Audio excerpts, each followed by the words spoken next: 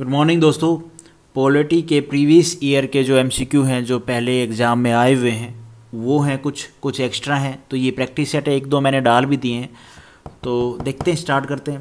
पहला क्वेश्चन है, under article 1 of the Indian constitution it is declared that Bharat means India shall be.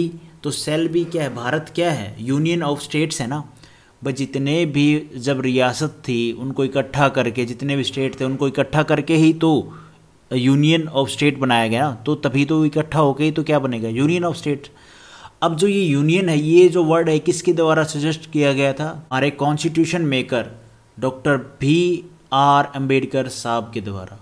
और इन मतलब which indicates two things, और वो कौन सी है? एक तो भाई Indian union is not a result of agreement of sovereign state.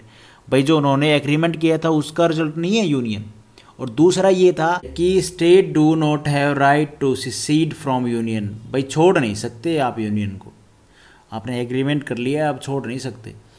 उसके बाद ये क्वेश्चन इसी पे बेस पे ही है, इसी चीज़ पे आर्टिकल 1 के ऊपर ही।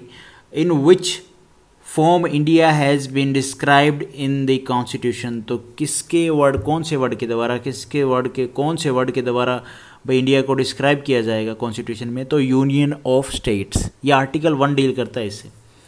Which of following is an essential element of the state. तो कौन कौन से हैं? देखो और भी काफ़ी पॉइंट हैं जो होते हैं, मैं आपको आगे आगे बताता रहूँगा।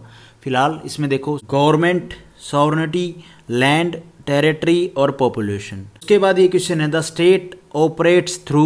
तो किसके द्वारा स्टेट ऑपरेट किए जाते हैं? गवर्नमेंट के द्वारा। सिंपल सी बात है, ये तो हर किसी को ही पता है यार। उसके बाद ये क्वेश्चन है, who admits a new state to the union of India. तो आर्टिकल हमारा 2 है, वो जो नया स्टेट जिसको भाई ऐड करना है इंडियन टेरिटरी में ही, तो उसके लिए है। तो कौन भाई जो न्यू स्टेट के लिए बता सकता है भाई ये न्यू स्टेट बनेगा, ये एक स्टेट में से डिवाइड होके, या भाई कोई नई जगह है उसी को स्टेट बना रहे हैं? तो पार्लियामेंट डिसाइड करती है। कौन डिसाइड करता है, कौन एडमिट करता है?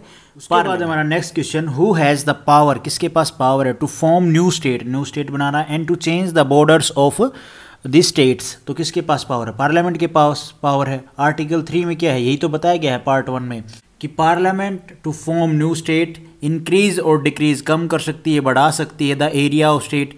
Parliament can also alter the boundary of states and change the name of any state. नाम भी चेंज कर सकती है किसी भी स्टेट का, by passing a law with simple majority in both the house of parliament. हमारे लोकसभा और राज्यसभा दोनों में से सिंपल मेजोरिटी के पास हमारा जो लॉ है उसको पास करवा के पार्लियामेंट ये सब काम कर सकती है। उसके बाद है, इंडियन पार्लियामेंट कैन रीनेम और redefine the boundary of A state by a simple majority, जो मैंने आपको ऊपर बताई।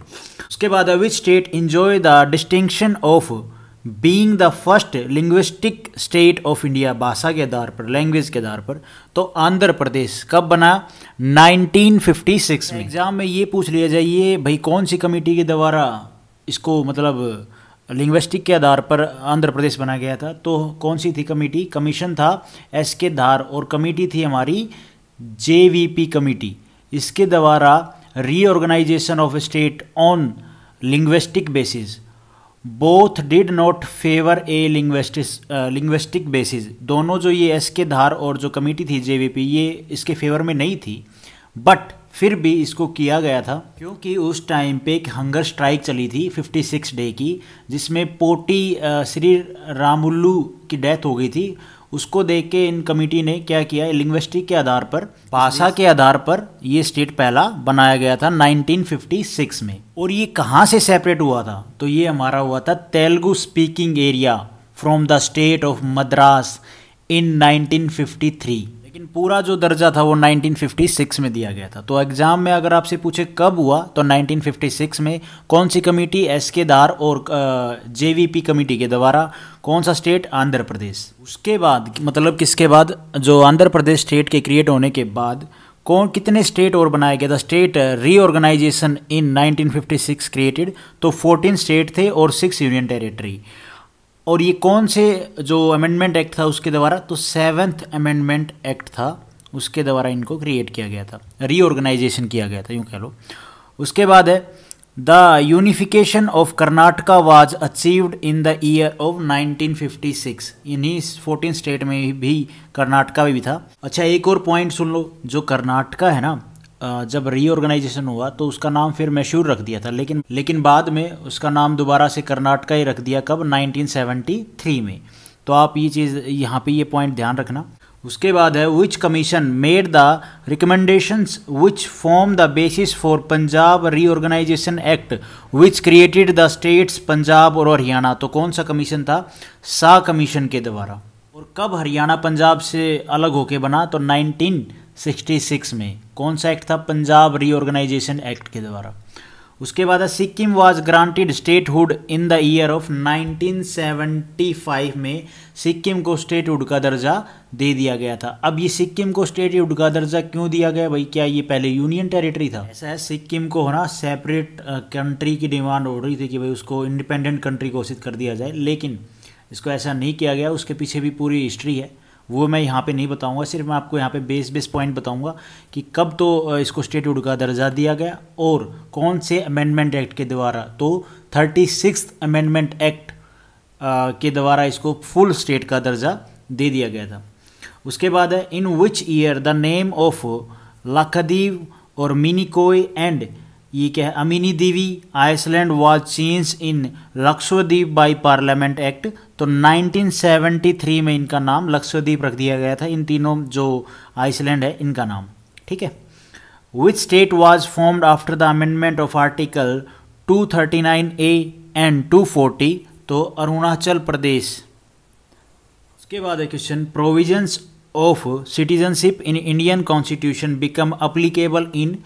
तो भैया देखो आर्टिकल 5, 6, 7, 8 और 9 under part 2 the constitution which deal with citizenship in India become applicable on 26 नवंबर 1949 को। ठीक है। उसके बाद क्वेश्चन हमारा Indian citizenship is granted by the ministry of home affairs. इसके द्वारा, इस मिनिस्ट्री के द्वारा, कौन सी मिनिस्ट्री? होम अफेयर्स के द्वारा, मिनिस्ट्री ऑफ होम अफेयर्स के द्वारा सिटीजनशिप ग्रांट की जाती है। उसके बाद which article of Indian constitution empower the parliament to regulate right of citizenship. तो आर्टिकल 11। सिंपल सी बात यह है कि पार्लियामेंट के पास पावर है। आर्टिकल 11 में बताया गया है कि भाई पार्लियामेंट के पास क्या है, यूँ कह लो constitution authorise parliament to make any provision which respect to acquisition और termination of citizenship and all other matters related और टू इट।